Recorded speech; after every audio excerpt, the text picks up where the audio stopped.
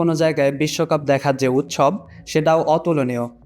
কিন্তু যদি আপনাকে বলি 2026 ফিফা বিশ্বকাপ বাংলাদেশে না দেখতে পাবার সম্ভাবনা আছে, শুনতে অবাক লাগলেও সম্প্রচার সত্ত্ব এখনও কিনতে না পারায় খেলা দেখা নিয়ে তৈরি হয়েছে অনিশ্চয়তা। 2026 ফিফা বিশ্বকাপ শুরু হতে বাকি মাত্র আর 1 মাস। 1 month to go. কিন্তু 8 মে পর্যন্ত বাংলাদেশের কোনো সম্প্রচারকারী প্রতিষ্ঠান এবারের বিশ্বকাপ আসরের সম্প্রচার সত্ত্ব কিনতে পারেনি। ফলে দেশে ওয়ার্ল্ড কাপ ব্ল্যাকআউটের সম্ভাবনা দেখা দিছে। গত কাতার বিশ্বকাপে বিটিভি বিশ্বকাপের সত্ত্ব কিনেছিল। পাশাপাশি টি স্পোর্টস ও গাজী টিভি সবগুলো ম্যাচ সম্প্রচার করেছিল, আর ডিজিটাল স্ট্রিমিং করেছিল টফি। তবে এবারের চিত্র আলাদা। বাংলাদেশে বিশ্বকাপের মিডিয়া সত্ত্ব পাওয়া সিঙ্গাপুরের প্রতিষ্ঠান স্প্রিংবক পিটিআই লিমিটেড বিশাল অঙ্কের অর্থ দাবি করায় এখন পর্যন্ত কোনো সমাধান হয় নাই। এর সাথে আছে সীমিত বিজ্ঞাপন বাজার এবং খেলার প্রতিকূল সময়।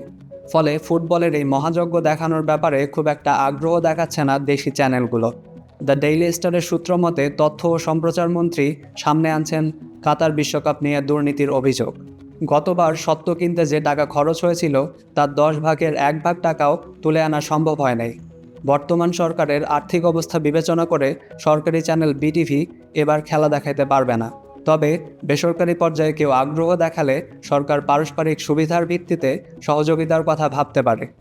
বিটিভির কাছে বিশ্বকাপের মিডিয়া সত্ত্ব পাওয়া স্প্রিংবক লিমিটেড ভ্যাট, ট্যাক্স ও আয়কর ছাড়াই $1,23,00,000 বা 150 কোটি 98 লক্ষ টাকা দাবি করেছে।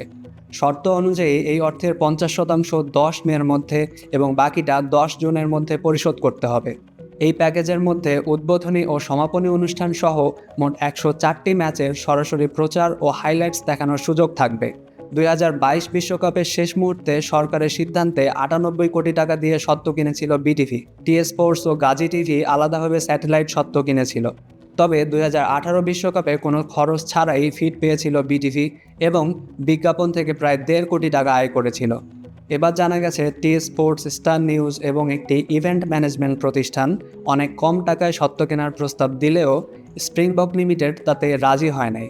ফলে ভ্যাট, ট্যাক্স সহ খরচ প্রায় 200 কোটি টাকা হতে পারে। স্প্রিংবক প্রথমে তথ্য ও সম্প্রচার মন্ত্রণালয়ের সাথে যোগাযোগ করে, যা পরে বিটিভির কাছে পাঠানো হয়।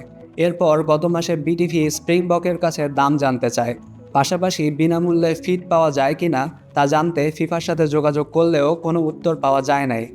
দ্য ডেইলি স্টারের তথ্য মতে গত 9 সেপ্টেম্বর ফিফা যে টেন্ডার আহ্বান করেছিল তাতে বিটিভি বা সরকার অংশগ্রহণ করে নাই। অংশ নিলে হয়তো অনেক কম দামে সত্ত্ব পাওয়া যাইত। এখন বিটিভি যদি বেসরকারি চ্যানেলগুলোর সাথে ব্যয়ের অংশ শেয়ার না করে তাহলে বাংলাদেশের বাজারের জন্য এই দাম সামঞ্জস্যপূর্ণ নয়। চ্যানেলগুলো তাই যৌথ উদ্যোগের দিকে বেশি জোর দিচ্ছে। 4 বছর পর পর আসা এই উৎসব থেকে যদি বাংলাদেশি দর্শকরা বঞ্চিত হয় তাহলে সেটা হবে বড় হতাশার বিষয়।